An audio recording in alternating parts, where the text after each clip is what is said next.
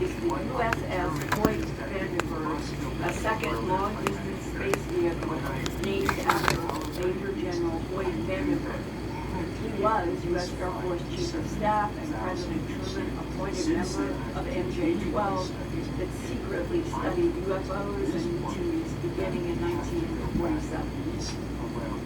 And the third U.S. long-distance space vehicle is named the USS Roscoe Hillenkoetter. Quoting from my source, the Hoyt Vandenberg is built mainly for reconnaissance, stellar mapping, laying out navigation paths to avoid cosmic obstacles, high radiation zones, newborn star development, and making first contact with other life forms.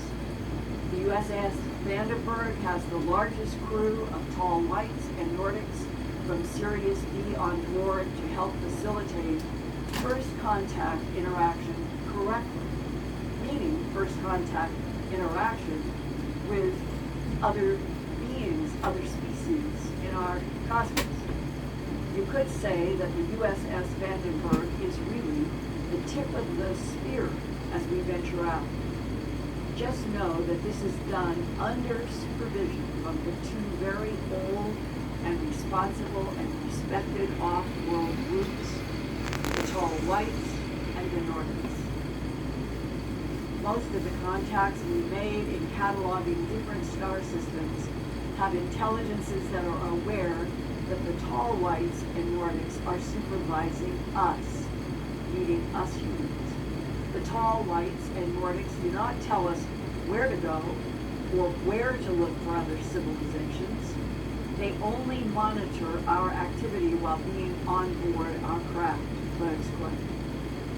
In addition to the USS Curtis LeMay and the USS Hoyt Vandenberg, a third United States deep space vehicle is the USS Roscoe Hillenkoetter, named after Navy Admiral Hillenkoetter, who was the first CIA director from 1947 to 1950. He was a member of the Board of Governors for NICAP, the National Investigations Committee on Aerial Phenomena, from 1957 to 1962. Mr. Hillenkoetter was also a Truman-appointed member of MJ-12 that secretly has studied UFOs and ETs for the U.S. government since its creation in 1947 by President Harry S. Truman. My source adds, quote, the Hillenkoetter, meaning the vehicle that goes into deep space, is tasked with dedicated group study mainly. It is built differently than the USS Hoyt Vandenberg in the areas of carrying large payloads to the surface of planets and keeping downward stations supplied for long duration of planetary surface studies.